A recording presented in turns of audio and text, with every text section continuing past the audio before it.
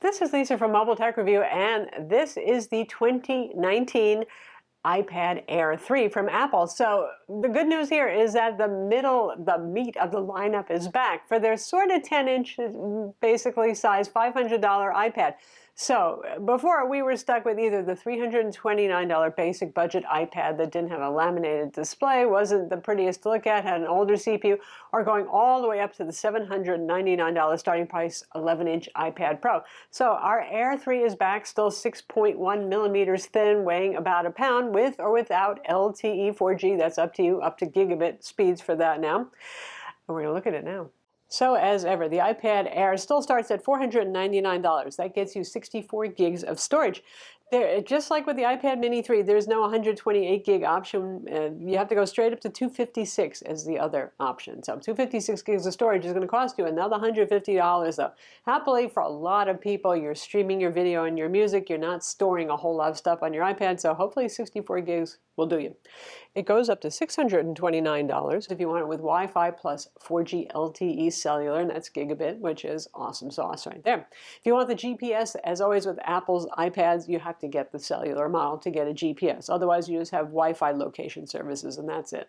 Like the Pro models, this one has the smart connector on the side, so if you want to use the keyboard folio you can. That one is $159, and it supports the Apple Pencil. Yay, like it seems every iPad does now.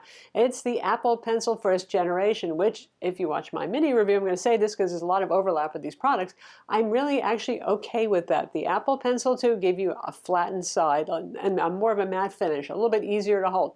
I put a wrap on my Apple Pencil 1, it's fine. The inking experience is exactly as good on whether you have an Apple Pencil 1 or Apple Pencil 2. It's wonderful. It's one of the best pen input systems in terms of palm rejection, in terms of line fluidity, in terms of tilt support. It's great. And I'm an artist, so I spend hours every week drawing on my iPads. And I have an iPad Pro 12.9 inch too. And I appreciate the somewhat smaller, more manageable size for this one. One thing you don't get is the ProMotion 120 Hertz display that you would on the iPad Pro model. So that's about the only time I miss it is when I'm drawing lines. I noticed the pencil lines might not follow just quite as quickly as with the 120 Hertz display, but it's pretty imperceptible. It doesn't really affect my ability to do art, so I'm happy to save money with that. What you do get is the more important thing, which is a Retina IPS high-resolution display, and it's a laminated display, so much lower reflectance than the $329 iPad. And colors are richer too, because this is a wide P3 color gamut display. It supports True Tones, so when you're sitting in your man or woman cave at night, when light is low, it's going to yellow the display a little bit. It's not as cold and white and hard in your eyes. Often it's a little more color accurate that way too. If you hold up a white piece of paper next to the iPad and you turn True Tone on and off, you'll notice that with True Tone on, it's actually closer to that white piece of paper. Also, we get the current Apple A12 CPU. It's the same CPU you get in an iPhone XS or XS Max or the iPad Mini 5 for that matter. So the $329 iPad is rocking with the old Apple A10 CPU. So obviously this one is going to be faster. It's 2 generations newer. Not as fast as the iPad Pro 2018 models, which are still the latest generation models. Those have the A12X, which is a super fast CPU, but it's probably more than most people need. Generally speaking, iPads are very fast and responsive things, and do you need an iPad with an A12X? The few of you who are actually doing things like editing 4K videos, primarily on your iPad, you would probably benefit from having an A12X CPU and the Pro. But for the rest of the world, I think an A12 is fine. And as ever with Apple, you're going to get OS upgrades for years to come, so the iPad will stay current, and you've got a strong enough CPU to feel like you'll still be playing games and having fun and getting a responsive experience 2 years from now with this iPad. When it comes to the competition in Android land, as we all know, Android tablets really aren't doing that well, which is a shame, but also Google hasn't really worked hard with the tablet experience to differentiate it from the phone experience, and the ecosystem isn't as broad. With the iPad, you get a huge library of tablet applications that are available, but the Samsung Galaxy Tab S4 would be the obvious competitor, which sells for around $649 for the 64 gig model, but you might find it on sale for less. It's got a high resolution display. It's got an older Snapdragon 835 CPU. We're up to the 855 now in Samsung's Galaxy S10 phones. That hurts a little.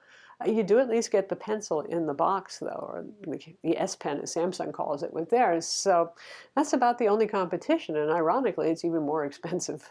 The design might not be cutting edge. It might be new and not have the flat size of the Pro line and the even smaller bezels. But the bezels are a little smaller than the previous generation Air because they've increased the screen size from 9.7 inches to 10.5 inches. And another benefit of the sort of legacy design, like I said, updated a little bit here, is you get a headphone jack. Yes, and you have a lightning connector instead of USB-C. I suspect that most people who are in the Apple ecosystem actually prefer that because it means it's compatible with your iPhone and your older iPad cables, your camera connection kit adapter if you have it, all of that sort of thing. It does have a 12-watt charger in the box and the usual USB to Lightning cable. Performance on this, as you might guess, given the fact that the current generation CPU is great, it does Apple AR, all of that sort of thing. What you don't get, though, is Face ID, which you do get on the iPad Pro and on the latest generation iPhones and the iPhone X as well.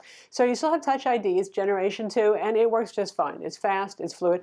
I kind of like having a home button back, even though it supports all of the new gestures that Apple's introduced for multitasking, split screening, drag down to get to your quick settings, all that sort of thing. The home button is kind of convenient and not having to use two buttons just to reboot the tablet. The camera is kind of retro too. The good news about retro is there's no bump on the back, so it looks a little prettier, it won't scratch your table, but it's an 8 megapixel f2.4 rear camera, same thing on the iPad mini 5, and a 7 megapixel front FaceTime camera with an f2.2 lens. These are not cutting edge cameras, they're enough to get by on, and you know, you shoot 1080p video with the rear camera, but not 4K video. It does have slow motion as a feature.